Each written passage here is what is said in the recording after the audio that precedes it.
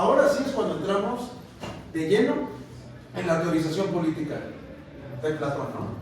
Aquí es donde entonces nos va a empezar a hablar, ahora sí, de las formas de gobierno, ¿no? De las que habíamos problematizado un poco cuando habíamos empezado a hablar sobre Cicerón. En primera instancia, recordando que nos había dicho Platón, como en la voz de Sócrates, que ninguna ciudad que no se asemejara a la ciudad bella que habíamos conformado, podía llamarse en realidad una ciudad, ¿no? Porque en todo caso iban a ser dos ciudades, no una sola, ¿no? Entonces, a partir de esa tesis, nos va a decir Platón, la ciudad bella va a constar entonces de una constitución que es buena. Todas las demás tienen una constitución que es mala. Es decir, la única forma de gobierno adecuada y perfecta es la de la ciudad bella. ¿Cuál es esa? Una monarquía, el filósofo rey. Y cuando no se puede la monarquía, que sea uno solo, porque habíamos dicho en la clase pasada que usualmente los filósofos eran pocos, eran usualmente los menos en una sociedad, entonces sería una aristocracia, exactamente, una aristocracia. Entonces nos va a decir Platón, vamos a iniciar nuestro análisis de las formas de gobierno. Nos va a enumerar entonces 4 en particular: la timocracia, la oligarquía, la democracia y la tiranía. La tiranía, que es la última enfermedad de la ciudad. Con ella viene o bien su renovación o su completa destrucción, no hay vuelta atrás. Nos va a decir entonces que esa forma de gobierno, la forma de régimen, es la que determina el carácter que van a tener los ciudadanos, los gobernados dentro de esa ciudad, ¿no? Porque ya habíamos hablado que si no se aprecia entonces la labor filosófica, por ende, el filósofo tiene que marginarse, ¿no? Es lo mismo con el ciudadano que es justo. Si un ciudadano es justo en una ciudad que es injusta, no podrá destacar con sus virtudes, sino que tendrá que remitirse y restringirse a las cuestiones que le atienden con respecto al régimen, ¿no? Es decir, volverse perverso y corrupto. Entonces, nos va a decir, la aristocracia es la mejor forma de gobierno, ¿no? En ella lo que vamos a encontrar es que las almas de los ciudadanos son buenas y justas. Cantar, sencillito, ¿no? La timocracia, por otra parte, es un poquito más complicada. La timocracia se va a destacar porque las almas de los ciudadanos van a ser ambiciosas de triunfos y de honores. ¿Cómo nace la timocracia? En primera instancia nos va a decir Platón, a ver, toda forma de cambio constitucional van a ser, de la disensión entre los miembros del gobierno. Una revolución va a ser imposible ahí donde impere la concordia, ¿no? Porque entonces la concordia, es decir, una forma de amistad, de entendimiento, va a tender hacia la homogeneidad, mientras que la disensión va a tender hacia la discordia, que habíamos visto ya anteriormente que esa es una de las génesis de la guerra, necesariamente, ¿no? Entonces, todo lo nacido está sujeto a la corrupción. A partir de esta teorización es entonces que nos va a decir, a partir de la aristocracia vamos a ir continuamente hacia abajo, con una escalera que solamente baja, y una vez que ha llegado hasta abajo, solamente puede volver hasta el lugar más alto, o anularse por completo, ¿no? Es decir, en Platón vamos desde lo más alto como una resbaladilla, ¿no? Por decirlo de alguna manera. En este sentido, es que entonces vamos a ver cómo va a nacer la timocracia. Número 1, vamos a ver que en esta forma de gobierno ya corrompida, no vamos a encontrar certeza en los tiempos de fecundidad. ¿Qué era eso de los tiempos de fecundidad? ¿A qué se refería eso? A la periodicidad que tenían para regular la tasa de natalidad. O sea, primero los tiempos de fecundidad marcaban la frecuencia con la que podía reproducirse la población para mantener como el control sobre qué tanta población iban a ser. Y además esto ayudaba a la homogenización y a que fuéramos como responsables de toda una generación, ¿no? Es decir, los hombres solo pueden fecundar dentro de cierta edad y las mujeres solo pueden ser fecundadas dentro de cierta edad para asegurar entonces una estabilidad en la población, ¿no? Y que aparte esa población sean los mejores en cuanto a genes y en cuanto al momento de su parto, ¿no? Ponle, Omar, ponle participación a José Manuel. Ponle nada más para lo que dice. Entonces, bien, esta es la cuestión, ¿no? Entonces, Si rompemos con los tiempos de fecundidad, lo que vamos a ver es que entonces no habrá una buena naturaleza de los seres humanos que pululan dentro de esta ciudad. Entonces nos va a decir que a partir de esta tergiversación en la forma en la que creamos la población de la ciudad, por ende entonces vamos a ver que la gente más capaz ya no va a ser designada por su idoneidad para determinada función dentro de la ciudad, sino que va a ser designada a partir de una dinámica despótica. ¿Qué significa nepotista? ¿Qué significa el nepotismo? El nepotismo tengo entendido que es una práctica política en la que se pone a los hijos o familiares, o sea, si alguien está en un cargo, esa persona de manera autoritaria o por favor de su propio poder político, coloca a familiares, hijos, tíos en puestos de gobernanza. Así es, ¿no? Es decir, Omar pone su participación.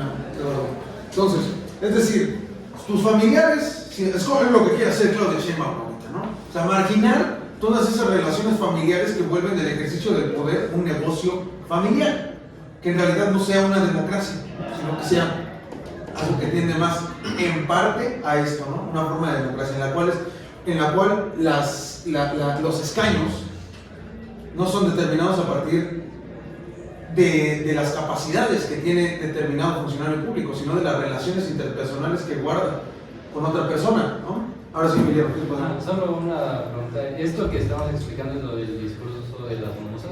¿Es el qué? ¿Discurso de las musas? ¿Discurso de las musas? Ajá. ¿Qué parte del discurso de las musas? ¿A qué te refieres? Sí, porque, o sea, luego de leer, investigué, ¿no? De que algo que me explicara mejor el capítulo, y menciona eso de que Platón crea como este mito para ir explicando cómo es que empieza la democracia, o sea, de que empiezan a fecundar en tiempos que no deben ser, y así, pues salen pues, personas peores y todo eso. Entonces, para corroborar así eso. Sí, pero no en este punto exacto, sino en la transformación de la democracia hacia la oligarquía. Es decir, vamos todavía un poquito más abajo y ahí es precisamente cuando entra la lógica del discurso de las musas. Es decir, estos nuevos gobernantes, los hijos de los timócratas, que ya van a renunciar al discurso de las musas completamente para volcarse completamente al discurso de la riqueza, ¿no? Entonces, bien, este nepotismo entonces lo que va a generar es una mezcla de las razas, ¿no? ¿Por qué? Porque entonces en esta mezcla de razas lo que vamos a generar es que lo que vamos a ver es que lo que va a pulular dentro de la aristocracia es menos igualdad, menos justicia y menos armonía, ¿no? Estas son las dos cuestiones que estaban formando la fortaleza de la aristocracia en primera instancia, ¿no? Por ende, se formará entonces una enemistad, eso llevará a la guerra y genera discordia, es decir, la necesidad de crear cambios constitucionales, ¿no? Entonces, ¿cuáles son las razas que existen? ¿Cuáles son las razas más bien que van a coexistir, que se van a empezar a mezclar en esta dinámica? Ahora van a ser la de hierro y la de bronce y la de oro y de plata, ¿no? ¿Qué es lo que destaca a la de hierro y a la de bronce? Que tiene una propensión hacia el lucro y la posesión de tierras. Por otra parte, la de oro y plata va a tener una riqueza del alma, ¿no? Por eso no va a desear las cosas, los bienes terrenales, ¿no? En este sentido, ¿cómo es que van a llegar a un acuerdo? Mediante un compromiso para repartirse entonces las tierras entre esas dos razas, ¿no? Es decir, aquí ya vemos que toda esta separación perfecta que habíamos hecho por clases se empieza a romper.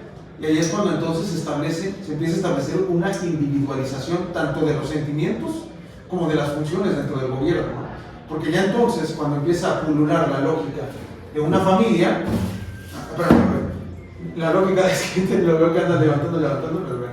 Entonces, cuando empieza a pulular la lógica ya de una familia que sí tiene pertenencia una con respecto a otra, es así como va a existir el nepotismo, ¿no? Es decir, tenemos que reivindicar a nuestros hijos, o sea, a mis hijos en específico, ¿no? Ya no está la lógica de esta familia extendida, ¿no? En la que ni nuestros hijos nos pertenecían, ni nuestras mujeres, ni nadie a nada, ¿no? Entonces, si ya se hace este vínculo específico entre unos y otros, estas razas ya empiezan a cruzarse, ¿no? Y ya no tenemos entonces una lógica de que ya no podemos saber qué es exactamente lo que pertenece a cada quien. Ya cada persona va a empezar a decir, ok, quiero que esto me pertenezca. Entonces, ahora sí. Bueno, era como entre comentario y pregunta, de que ahí se está entonces rompiendo el pacto político que se tiene sobre el sistema, porque entonces ahí es donde ya empieza como una especie de propiedad privada en vez de una horizontalidad de la forma de administrar, de gobierno.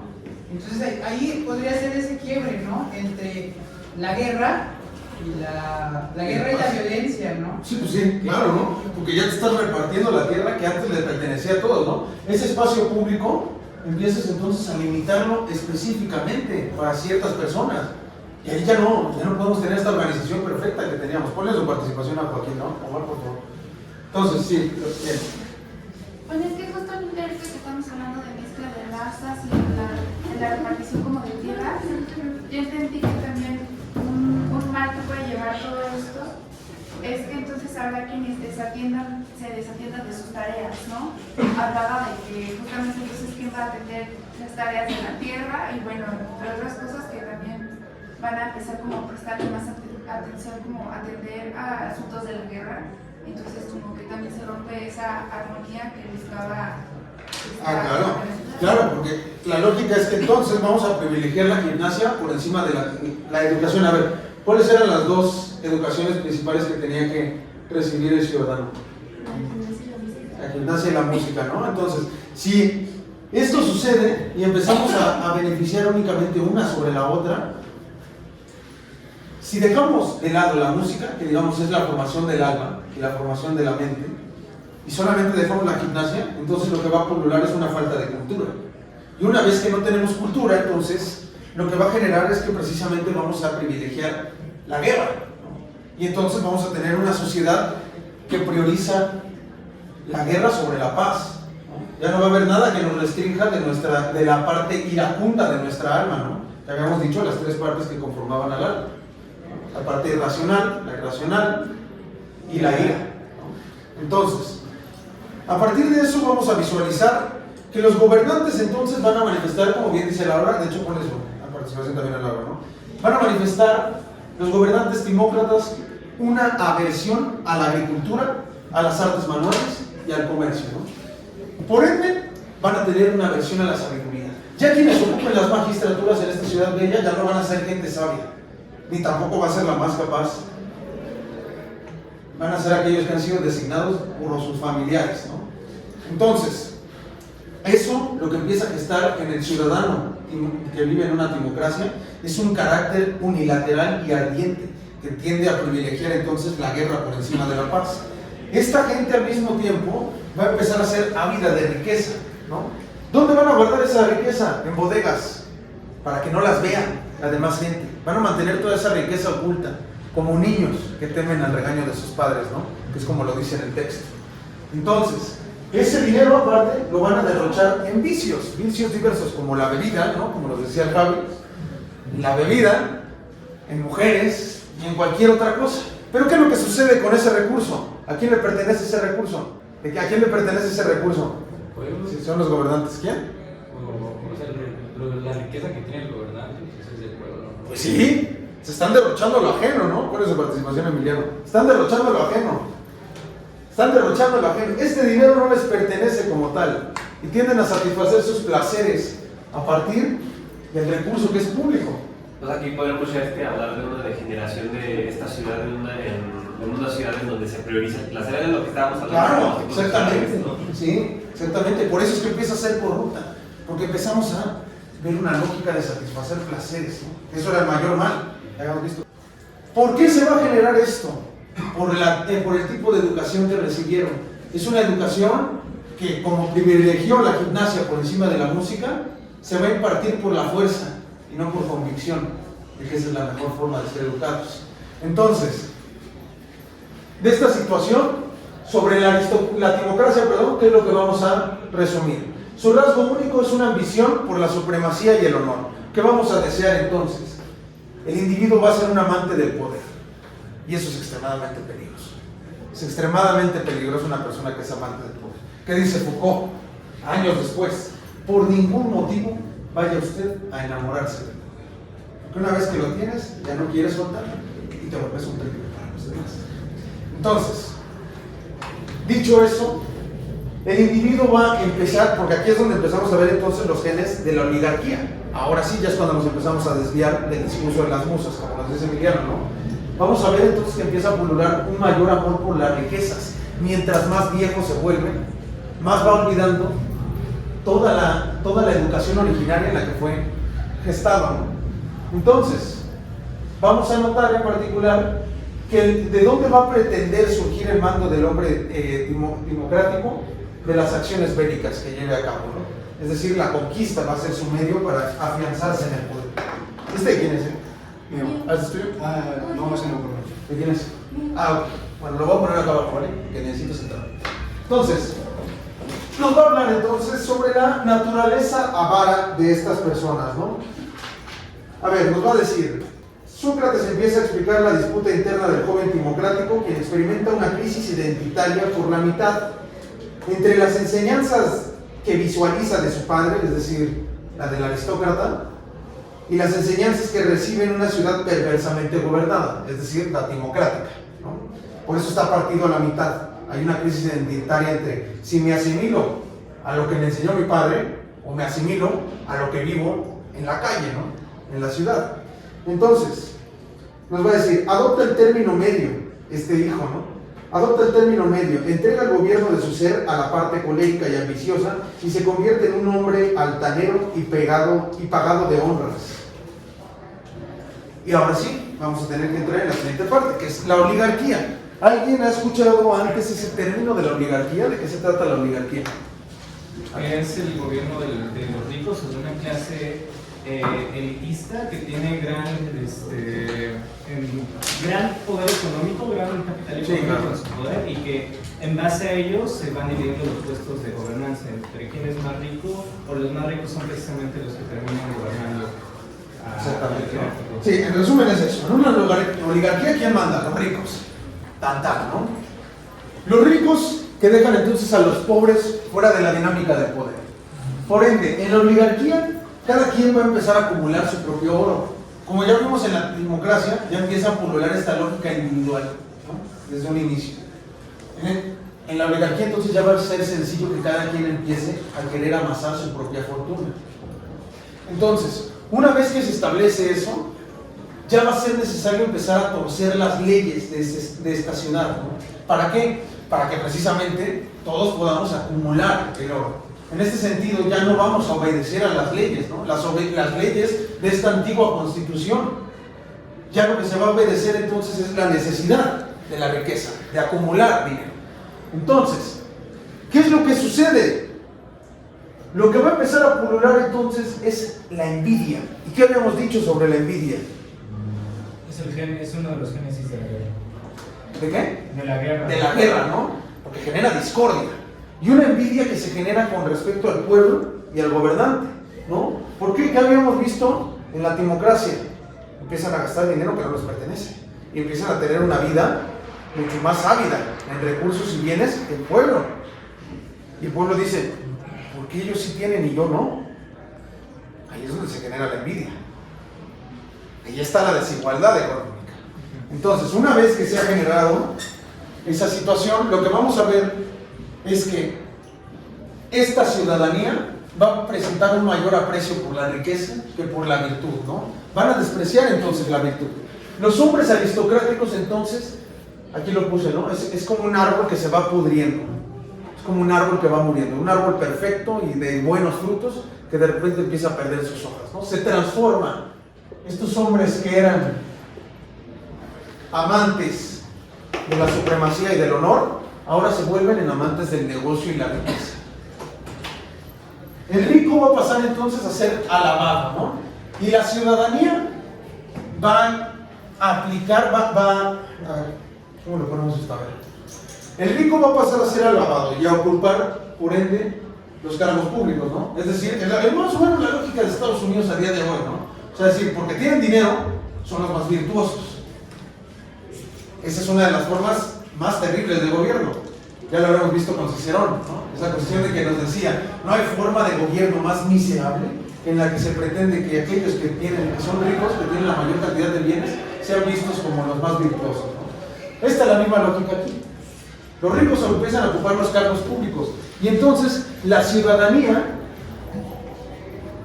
que los visualiza como poseedores de riqueza va a sufrir su embate, ¿no? ¿Por qué? ¿Cómo se va a aplicar esta forma de gobierno sobre ellos? Por la fuerza, por las armas, la violencia y la intimidación, ¿no? Es decir, no puede llegar a un acuerdo, ¿no? Porque estamos tratando de justificar una desigualdad económica, contrario a lo que nos diría Locke, ¿no? Por ejemplo, muy contrario a lo que nos diría Locke. La lógica de Platón es decir, no puedes establecer una desigualdad económica mediante un consenso, por supuesto que no. Eso solamente va a poder ser sostenido por medio de la violencia, no de otra forma. Aquí podría entrar lo de Carlos Marx, de la eterna lucha de clases. Claro, y es en lo siguiente. Lo que vemos en una ciudad oligarca es que es una ciudad doble, no es una. Este es el peligro del que nos había advertido en un inicio Platón, ¿no? Cuando empieza a construir la ciudad bella, ¿no? Necesitamos que sea una, no dos. En la ciudad oligarca son dos. ¿Por qué? Porque entonces tenemos la sociedad de los ricos y la de los pobres, ¿no? Que los pobres están marginados de la dinámica del poder. Entonces, ¿qué es lo que sucede? En esta envidia y en esta desproporción y desigualdad empieza a pulular una conspiración constante de unos contra otros. Unos porque desean lo que ellos tienen y otros porque desean seguir teniendo más que los otros. Entonces, de alguna manera tenemos que mantener la lógica en la que unos marginan y otros quieren apoderarse. Entonces, otro de los grandes problemas y de los mayúsculos problemas de la oligarquía es que precisamente en esta conspiración constante que se da de unos contra otros, se va a manifestar que el oligarca va a ser incapaz, o los oligarcas van a ser incapaz de llevar la guerra, ¿no? No van a poder llevar a cabo este tipo de proyectos. ¿Por qué? ¿Por qué se imaginan o por qué leyeron? ¿Por qué se vuelve incapaz de llevar a cabo sus proyectos? Nada más 4 leyeron, ¿qué pasó? A ver, sí, Laura. Pues porque están divididos, o sea, están como que más distraídos entre ellos, entre su división interna, que es lo que hablamos, o sea, la unión para lograr un proyecto, entonces cómo se van a defender ante un externo, si entre ellos como que su división los está distrayendo. Esa es una parte, pero hay otra. A ver, Lula, ¿cuál es la lógica de un oligarca? Es un amante del negocio y de la riqueza. ¿Por qué no querría entonces ir a la guerra? Pues porque piensa que lo va a perder todo, o sea, para él es mejor seguir teniendo dinero y vivir su vida tranquila, ¿cómo se dice? Sí, Poseyendo. A dinero, que ir a la guerra y saber que puede perderlo todo, ¿no? Es un avaro, ¿no? Ok, ponle su participación. Por los gastos excesivos que la guerra representa. Claro. El oligarca sabe que deberá gastar todo o la mayor parte de los recursos acumulados, luego entonces prefiere evitarla, aún en contra de las necesidades de la ciudad. Ahora, también entra en juego esta parte donde no tienen la confianza con los demás, porque se comienzan a visualizar, o más bien se comienzan a priorizar ¿cómo se llama? Las necesidades, no, las intenciones individuales. O sea, se me fue la palabra. Pero sí, o sea, Sí, se entiende, ¿no? A ver, claro, ¿no? Porque la lógica de ir a la guerra, pues el oligarca no va a ir a la guerra. El oligarca es un cobarde, por inercia. Teme a la muerte, ¿por qué? Porque teme perder todos sus recursos. Esa es la lógica del avaro. Es decir, los bienes me representan un mayor interés que mi propia vida incluso, ¿no? Entonces, si yo voy a la guerra, tengo la necesidad de armar a los pobres, que es a quienes pretendo que mueran por mí. Pero no puedo armar a los pobres, porque si los armo, digamos, se viene la posibilidad de una revuelta, ¿no? Y además de visualizar a los pobres como enemigos, me visualizo a mí como un ente que debe ser protegido. Y no específicamente a mí, sino más bien a mis riquezas, como un ente que deben ser protegidos a toda costa. Por eso no puedo ir a la guerra. Incluso aunque se necesite, prefiero dejar entonces fuera. Prefiero manifestar mi dinámica como oligarca por encima de mi dinámica como líder del Estado, ¿no? Entonces, ¿cuál es el mayor mal que va a haber en la oligarquía? Porque de ahí se desprende esto, ¿no? ¿Cuál es ese mayor mal? La libertad de la venta de bienes. de la compra y venta de bienes. ¿Por qué? ¿Por qué será ese el mayor mal de la ciudad oligárquica? Fíjate. A ver, Javi, gánate tu participación. Chale coco, ¿eh? Sí. A ver. Si vamos a suponer esto. Tú eres dueño de Inditex. Tú vienes y pones tu maquila aquí, ¿no? Vas a tener tu fábrica y toda esta cuestión, ¿no? Vas a tener tus trabajadores mexicanos a los cuales les vas a pagar menos que el salario mínimo y los vas a tener a todos explotados sin vacaciones, porque es Inditex. Entonces, después de eso, se viene una recesión económica en México. Y tú dices, no, pues ya, yo me pelo. ¿Cuál es el mayor mal que representas para la ciudad? O para el Estado en esta lógica.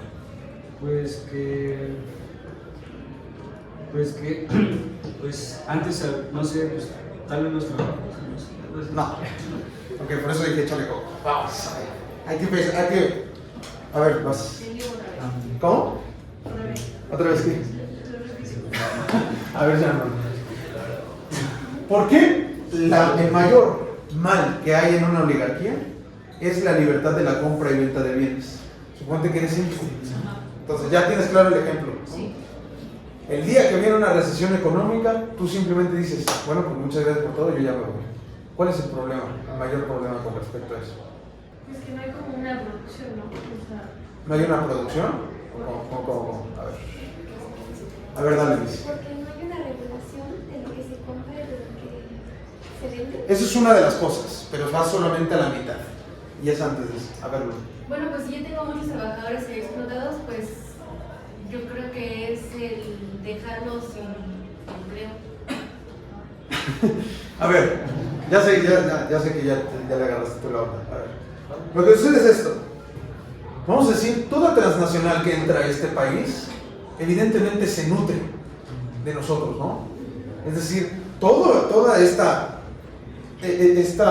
este sector proletario que trabaja para ellos, evidentemente redunda en beneficio económico de ellos mismos, ¿no? Sí, porque ellos son quienes hacen las cosas, ¿no? Claro, y los están mal pagando, ¿no? Es decir, la plusvalía de su trabajo no se está visualizando ahí.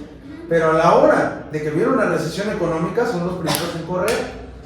Pero ¿qué es lo que sucede entonces? Toda la productividad que recibieron de esta tierra no la retribuyen. ¿Por qué?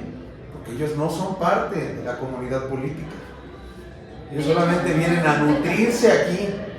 Pero todas sus ganancias no redundan en beneficio de nosotros. Redundan en beneficio de ellos. ¿Sí? O sea, de que al momento que ellos se quieran ir, o sea, se vean como, digamos, en un juicio, o sea, de que los quieran como, o sea, no se pueden ir, o sea, tienen que quedarse y tienen que darnos sus riquezas. Entonces, el hombre que era rico, pues le van a querer dar todas sus riquezas. A ver, fíjate, pero dejo que participe acá. Dale. Pues yo realmente veo que uno de los mayores males que esto conllevaría sería el desperdicio. Por todo ese trabajo que no fue remunerado, por toda esa plusvalía que se está llevando, se generó un montón de bienes inservibles para el uso y del bien común. Eso es lo que yo entiendo. Antes de eso, a ver, este vendedor y el comprador, ¿no? Digamos, puede ser tanto el comprador como el vendedor, vive desclasado. ¿Por qué vive desclasado? Porque no pertenece a la comunidad política. No está fuera de la comunidad política, está fuera de la ciudad. Si nosotros permitimos nada más la libertad de venta y compra de bienes, así indiscriminadamente, es decir, el laissez-faire del capitalismo, ¿no? Se alimenta de la productividad de la ciudad, pero no pertenece a la comunidad. En el momento de emergencia en el que se diga, oye, estamos en guerra, necesito algo de estos recursos, tú perteneces a la comunidad, yo no pertenezco a la comunidad. No tiene como la responsabilidad. No tiene ninguna responsabilidad, exactamente, no tiene ninguna responsabilidad para con la ciudad porque está desclasado. Está desclasado. No pertenece a la ciudadanía, no pertenece a la ciudad, pero se beneficia de ella. ¿Sí? Podemos decir que es como una forma de gentrificación. No, o sea, no solo de eso, ¿no? Antes de eso es una forma de explotación. Es una forma de explotación y de abuso. Legalizado. Es un robo legalizado. Yo tengo una duda. Ricardo Salinas Pliego, No, un cartero de élite. ajá, cuando dice, yo no quiero pagar impuestos, yo a mí no me toque, pero a la par está participando dentro de la opinión, utilizando sus medios de comunicación. Claro, es un oligarca perfectamente hecho y derecho. Ajá, pero podríamos llamarlo desplazado en ese aspecto. No, a él no. No, por eso sí lo podemos sujetar a las leyes. Por más que no quiera pagar, en algún momento va a pagar los impuestos. Siempre y cuando la Suprema Corte deje de ser tan servil. Ese es el gran problema. Entonces, en la oligarquía hay una posibilidad de desmesura, tanto de la riqueza como de la pobreza. El gobernante entonces, digamos, en esta lógica de Ricardo Salinas Pliego, ¿no? Todos los gobernantes anteriores que no le quisieron cobrar impuestos, actuaron no como jefe o servidor de la ciudad, sino más bien como un disipador de haberes, de los recursos de la ciudad, ¿no? Y entonces ese gobernante se vuelve el símbolo de un zángano. ¿Qué es un zángano? Un parásito. ¿Un qué? Un parásito. ¿Pero qué es? O sea, un zángano, sí, o sea. Son los que chupan la sangre, ¿no? O bueno, algo así. No. Sanguijuelas. Esas son sanguijuelas. Eran como los machos de las abejas. De las abejas, exactamente, que no retribuyen en nada a la formación de la colmena. Solamente sirven literalmente pues, para reproducirse, no para otra cosa. Por eso, o sea, digamos, efectivamente la lógica que plasma Sharon sí son los símiles a un parásito, ¿no? En este sentido son una plaga para la ciudad. No retribuyen en beneficio este tipo de gobernantes para la ciudad porque permiten esto. Nos va a decir, en la ciudad oligárquica lo que vamos a notar es que van a pulular los indigentes y los ladrones. ¿Por qué? Por la mala educación, la ignorancia y la mala organización. Esos son los vicios de la ciudad oligárquica, ¿no? Nos va a decir en particular que el hombre oligarca es sórdido, hace todo por el dinero, ¿no? Va a ser atesorador por naturaleza y eso lo va a deber a su falta de educación, que es precisamente lo que le va a generar deseos en la mendicidad y la bribonería. Este hombre oligarca va a reprimir sus deseos por medio de una violencia en contra de sí mismo. ¿Cómo funciona así? ¿Por qué? Porque va a hacer el bien sin convicción de hacer el bien. Lo va a hacer más bien porque tiene temor y coacción, ¿no? Es coaccionado a hacer el bien y además va a tener temor de hacer el mal, ¿no? En este sentido es así como va a proteger su fortuna. Entonces, el hombre oligarca va a ser por naturaleza un hombre dividido. Va a pretender, como habíamos visto, guardar las apariencias, ¿no? Es este hombre que aparenta ser justo, pero no lo es en verdad. Entonces, no va a gastar por la gloria, no va a hacer alianzas para el combate, simplemente va a estar completamente individualizado, ¿no? En esta parte. Entonces, en otra parte vamos a ver precisamente la democracia, ¿no? Porque la democracia se genera entonces como germen de la oligarquía. En la democracia lo que vamos a ver es una insaciabilidad, ¿no? De hacerse ricos. Digamos, lo que va a pulular entonces en el ciudadano es una intención de volverse ricos. ¿Por qué? Porque asimila la riqueza como el bien mayor. Eso evidentemente genera que los gobernantes deban su autoridad a los bienes que poseen. Por ende, los gobernantes no van a reprimir con la ley, esa ley que ya hemos prácticamente abolido anteriormente.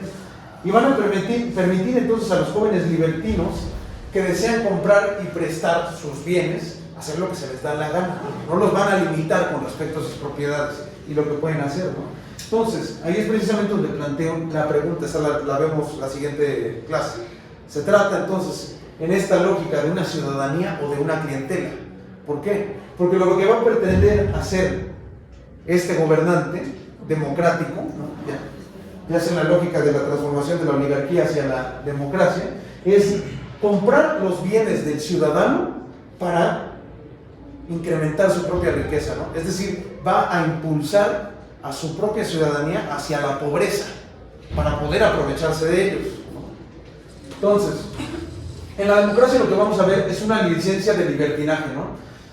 La indigencia es una licencia de libertinaje que va a llevar a la indigencia a la gente que sería de buen linaje, ¿no? Porque la hemos obligado a ir a la pobreza y vender sus bienes, ¿no? Entonces, en esta indigencia lo que se va a generar es gente ociosa y peligrosa, como ya también lo habíamos visto anteriormente, ¿no? Esta gente ociosa y peligrosa va a generar un odio hacia los poseedores de los bienes, ¿no? Porque digamos, ya se ha generado este núcleo de la envidia, ¿no? Por ende, eso es lo que deja los genes hacia una revolución, ¿no?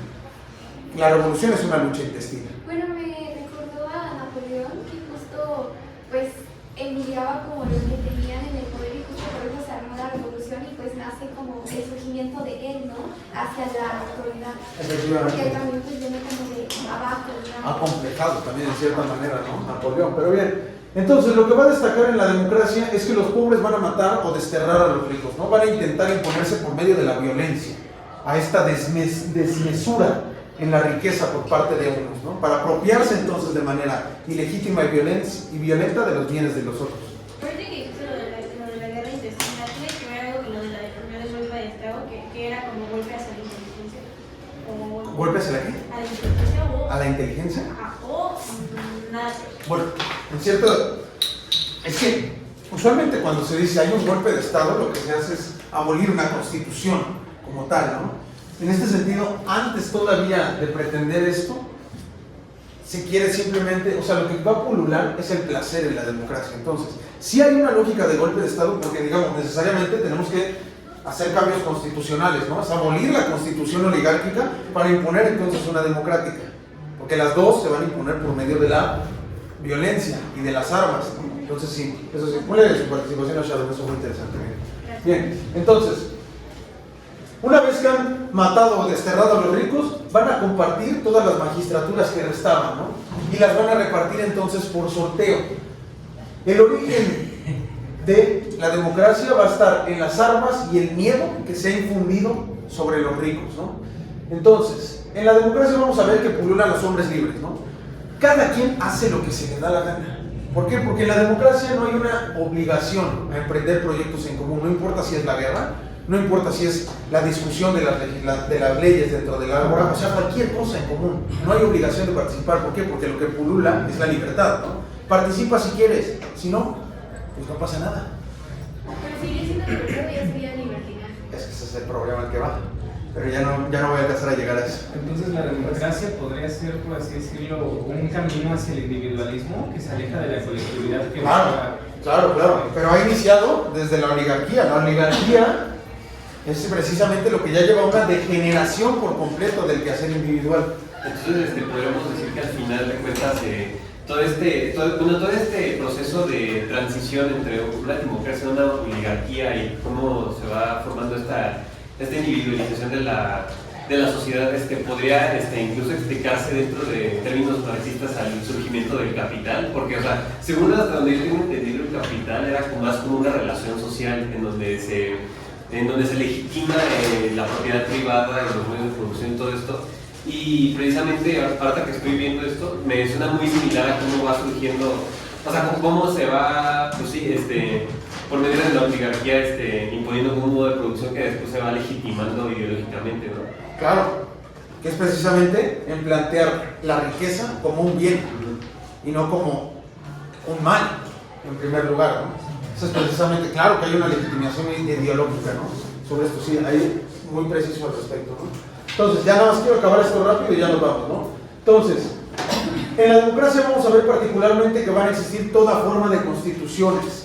Va a ser un régimen placentero y anárquico, además de dispensar la igualdad indiscriminadamente, que es ahí precisamente a donde nos iba, a donde nos llevaba la parte del libertinaje, ¿no?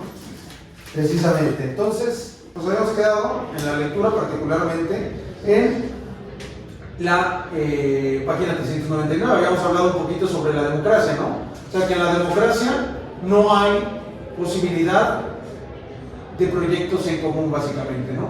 Todo el mundo puede hacer lo que se le dé la gana. ¿Cuál es la enfermedad de la democracia? ¿Que cada quien hace lo que quiere? No. Que todos son iguales. ¿El qué? El exceso de libertad. Libertinaje, exceso de libertad es lo mismo, básicamente. Bien, pásale la lista esta a Luna, ¿no? Ahí tú pones una palomita. ¿Quién tiene la lista? Está allá. Ahorita le pongo, me voy a acordar. Entonces, bien, una vez que pasa esto, lo que se va a decir es que entonces en la democracia no hay obligación de gobernar ni tampoco de ser gobernado. No hay obligación de participar en los proyectos comunitarios, sean ellos por la guerra o por la paz, da igual. Cada quien, nadie tiene la obligación de participar de nada. Ese es el exceso de la libertad, el tener la posibilidad de elegir de qué proyectos comunitarios participo y de cuáles no, en lugar de estar obligado a participar en todos, ¿no? La evasión de responsabilidades, ¿no? ¿La qué? Evasión de responsabilidades. Pues es la inexistencia de responsabilidades ya en este momento. Ya ni siquiera es evasión, ya hay una inexistencia. Nadie va a querer llevar a cabo proyectos de guerra porque nadie está vinculado, nadie está obligado a hacer nada por nadie más. Esta es la situación. Entonces, se pisotea la máxima de la gimnasia y la cultura que inspira al hombre a hacerse de los cargos públicos, por ende, ¿no? Se va a decir entonces de la democracia que es un régimen placentero. Yo había puesto eso en el apunte pasado. Se va a decir entonces de la democracia que es un régimen placentero, es anárquico y es abigarrado, que dispensa igualdad de manera indistinta, ¿no? Habíamos dicho anteriormente que sí eran iguales todos los ciudadanos de la Ciudad Bella, pero había una distinción entre cada uno, ¿no? Por eso había clases y razas, ¿no? Cada uno estaba destinado a hacer cada cuestión. Ahora un labrador puede ser gobernante, ¿no? Esta es la lógica. Ya hay una igualdad que se reparte de manera indistinta. Es decir, se da un trato igual a aquellos que son desiguales, porque ya desde la lógica de la oligarquía ya hay también una desigualdad que está inmersa en una lógica de dos ciudades. Ya se reparte igualdad para aquellos que tienen todo y para aquellos que no tienen nada. Entonces, el hombre oligárquico, democrático, va a nacer cuando el oligarca tenga un hijo educado en sus costumbres, pero ese hijo dominará por la fuerza los apetitos que siente en él, esos placeres innecesarios que le va a nombrar Platón. Los deseos necesarios son aquellos a los que no podemos sustraernos y cuya satisfacción nos aprovecha. Los innecesarios son entonces aquellos de los cuales tenemos la posibilidad de apartarnos siempre y cuando nos encontremos en la juventud, ¿no? A ver, por ejemplo, ¿cuál sería un deseo necesario? Comer, ¿no? Todos necesitamos comer. Y por eso es que precisamente este deseo es productivo y útil, ¿no? Si no comiéramos, nos morimos. Y necesitamos vivir para ser productivos para la ciudad, ¿no? Por otra parte, si caemos en el deseo de la gula, que es, digamos, su contraparte, el exceso de comer, eso no produce ningún bien. Por otra parte, es nocivo. Estos van a ser deseos que son nocivos. ¿Por qué? Porque son costosos, número uno. Conllevan al derroche. Toda forma de exceso es un derroche para el cuerpo y para el alma. Entonces, nos va a decir, los deseos necesarios van a verse impresos en la naturaleza de los hombres oligarcas, ¿no? ¿Por qué? Porque tienen una lógica ahorrativa. Por otra parte, los que son innecesarios se van a ver impresos en la naturaleza del hombre democrático. Nos va a decir, el hombre regido por los deseos necesarios es el ahorrativo y oligárquico, ¿no? El que se entrega a los innecesarios es el democrático.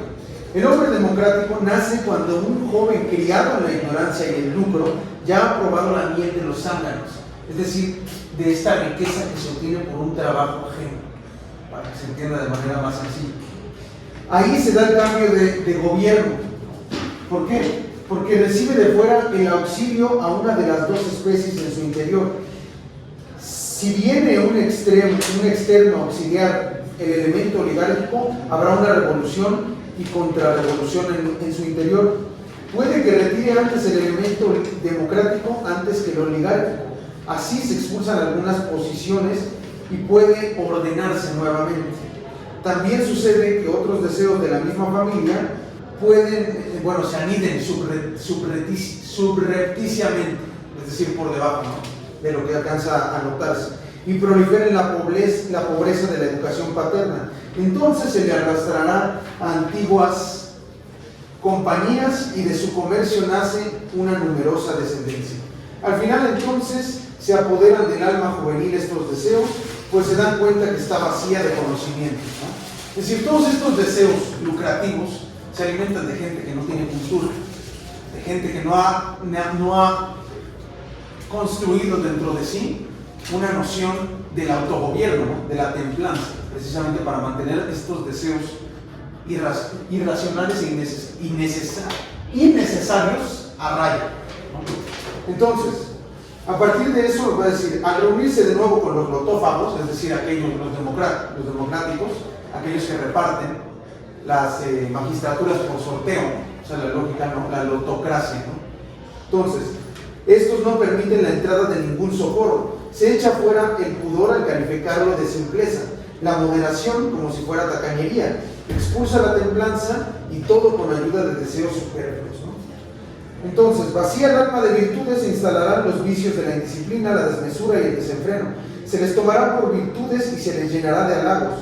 Se pasa del régimen de los deseos necesarios al de los libertinos y relajados placeres innecesarios. El hombre democrático vivirá derrochando el dinero, fatigas y tiempo en ambos tipos de placer. Entonces, el hombre democrático va a ser un hombre derrochador de dinero, de tiempo y de fatiga, ¿no? ¿A qué es? A lo que nos va a llevar la lógica democrática, a decir, ambos deseos, sean los necesarios o los innecesarios, se tienen que respetar por igual. ¿Esto a qué nos lleva? A que entonces, digamos, lo que se imprime es una especie de moral nihilista. No hay nada que tenga un valor moral en sí mismo. Las cosas valen lo mismo. En estas posiciones, en esta visión de repartir la igualdad de manera indistinta, se termina por anular entonces una dimensión de aquello que es justo o lo que es injusto. Todo es respetable por igual, todo lo debemos guardar, todo merece un lugar dentro de la sociedad. Esta es la lógica democrática. ¿Sí? Es como el tema de la prodigalidad que toca Maquiavelo, ¿no? O sea, se debe saber cuándo ser pródigo y cuándo no para mantener el Estado, pero en el caso de Maquiavelo es para mantener o conquistar otro principado o Estado. En este caso es la degeneración de las virtudes de la sociedad en sí. Exactamente. Digo, también hay que entender una parte, que es el contexto histórico en el que se desarrolla Platón, ¿no? Habíamos hablado del régimen de los 30 tiranos. Estos 30 tiranos, en algún momento, llegaron a ser elegidos de manera democrática. ¿Cuál es la visión de Platón al respecto de la democracia? Que el mayor peligro es cuando el pueblo está completamente manipulado. Esta es la lógica. Estos deseos que han sido impresos en el pueblo democrático no ha sido sino por el régimen oligarca. Este deseo de enriquecimiento para entonces asesinar y matar a todos esos ricos, y ahora que teníamos el mismo deseo que ellos, vamos a querer poseer lo que ellos tenían antes, ¿no? Y ahora que poseemos lo que ellos tenían antes, vamos a repartir la igualdad de manera completamente indistinta para que nunca más vuelva a haber alguien que se quede en la completa indigencia, ¿no? Como consecuencia de esta manipulación que se ha dado desde los oligarcas a los hombres democráticos, vamos a ver la desfragmentación por completo de la sociedad. Nadie está obligado a hacer nada en común. Cada quien puede hacer lo que se le dé su gana, ¿sí? O sea, estas críticas a la democracia nacen precisamente por una manipulación de espíritu oligarca. No es que simplemente la democracia es mala por sí misma. Lo que habíamos visto con Platón es que es una resbaladilla, ¿no? Vamos de mal en peor. Esa es la lógica de Platón, ¿no? Si no hubiéramos pasado por el régimen oligárquico, los demócratas no tendrían esta visión completamente trastornada de lo que tienen que hacer, ni esta afición por adueñarse de lo ajeno, ¿sí? Ahora, es como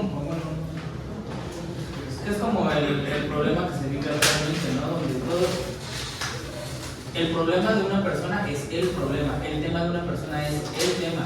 O sea, ya no se dice así como que no, ¿sabes qué? Pues, el problema es que me despidieron injustificadamente y llega otra persona y te dice, no, es que el problema son los desaparecidos en Teuchitlán, ¿no? No, es que el problema son los feminicidios. Y todos son importantes, pero aquí el problema es que no se ve una amistad cívica, donde se dan cuenta que son violencias estructurales que atañen a toda la sociedad. En vez de darnos cuenta que los problemas ajenos son nuestros problemas y que ver por los derechos de las demás personas es ver por tus propios derechos, es esta noción egoísta de decir, no, es que mi tema es más importante que cualquier otro tema, y entonces ya no hay cohesión social, ya no hay ya no hay... Ya no hay una ciudad. No, hay varias. Ya ni siquiera hay dos. Hay un montón. Ajá. ¿No? Entonces esa es la cuestión. Sí, bien.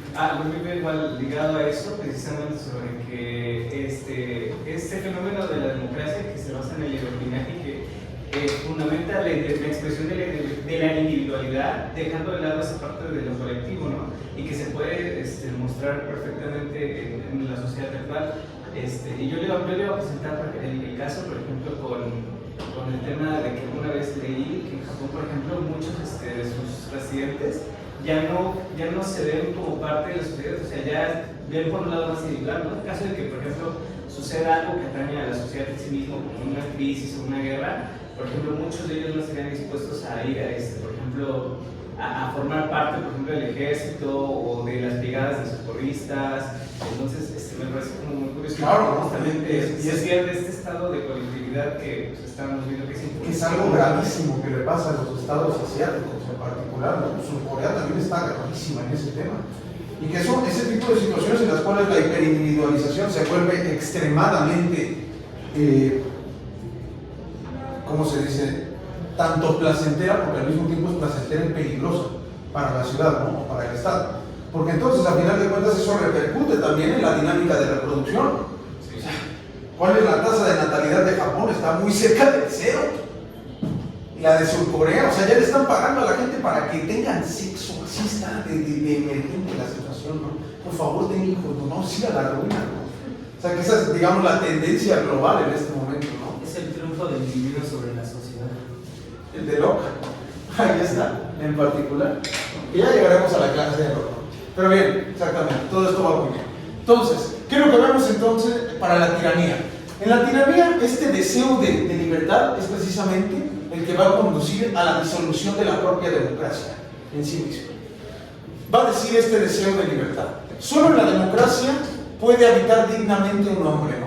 Entonces, este deseo insaciable de libertad nos conduce a una indiferencia con respecto a los valores que se han impreso en la ciudad anteriormente. Ya todo vale lo mismo. Entonces, las dos cosas sumadas, esta indiferencia moral y el deseo insaciable de libertad, van a convertir necesariamente al régimen en una tiranía. Eso es, así es como se convierte la democracia en una tiranía, ¿sí? Luego, en la democracia, el mal gobierno de los servidores.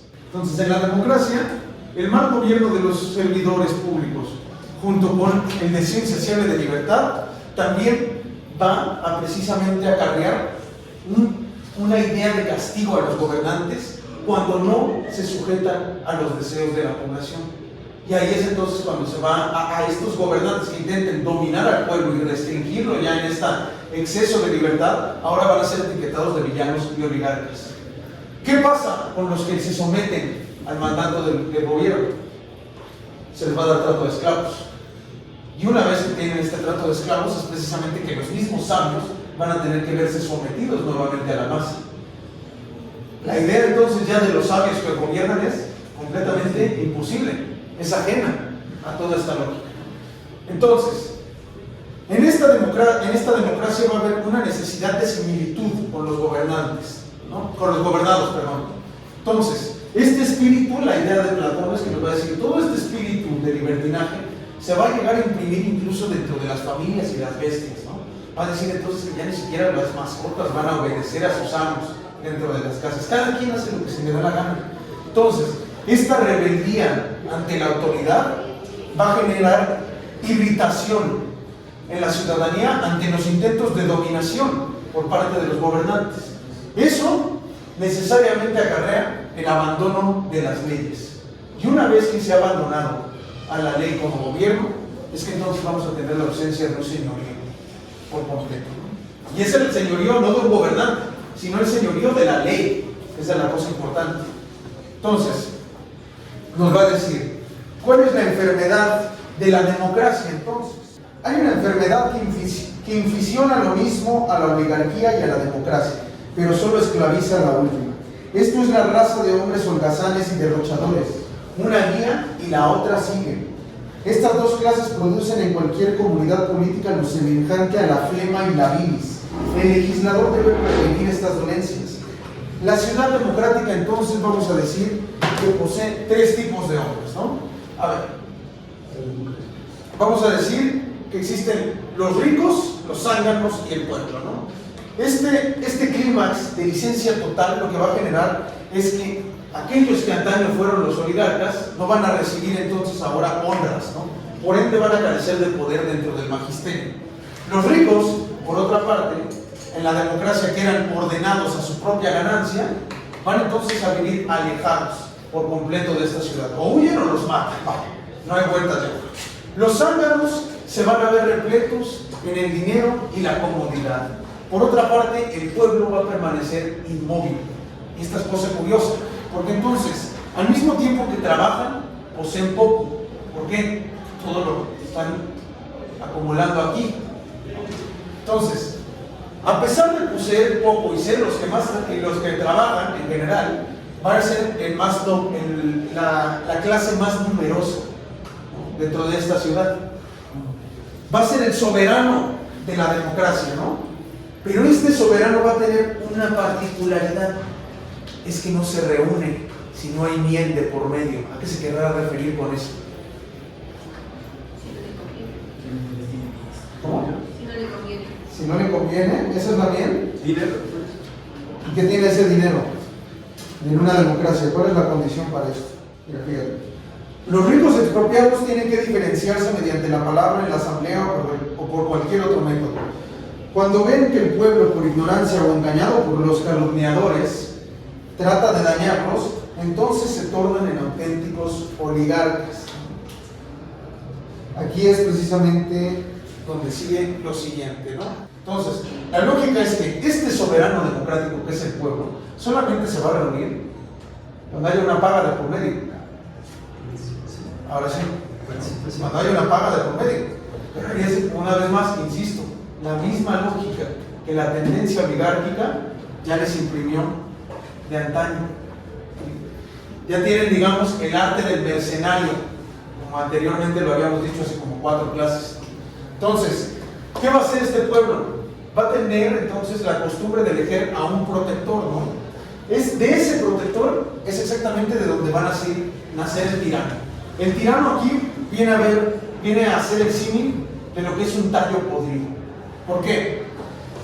El tirano, aquí en Platón, digamos, nos hace la emulación, por supuesto, de la mitología griega, ¿no? De lo que sucede con respecto a, ya no me acuerdo quién los mencionaba ahí en el texto, ¿no? Pero digamos, su costumbre va a ser la de devorar a sus hermanos. En este sentido, ¿cuál es la tendencia del tirano? Es un antropófago. ¿Qué significa eso? ¿Qué es un antropófago? Caníbal. Es un caníbal. Come a sus congéneres, come a sus similares. Entonces, así es precisamente que va a establecer que el tirano se convierte en lobo, ¿no? Que ahí, digamos, aquí le tiende la camita a Hobbes. El hombre es el lobo del hombre. Entonces, ahí nos va a decir, ¿a qué se refiere con esto de convertirse en lobo? Lo mismo pasa cuando el jefe del pueblo, disponiendo de una multitud sumisa, no sabe abstraerse de la sangre misma de la tribu, levanta a los suyos acusaciones calumniosas, los lleva ante los tribunales y mancha su conciencia con la supresión de las libertades y de las leyes, ¿no? Entonces, ¿cuál es el destino de la tiranía?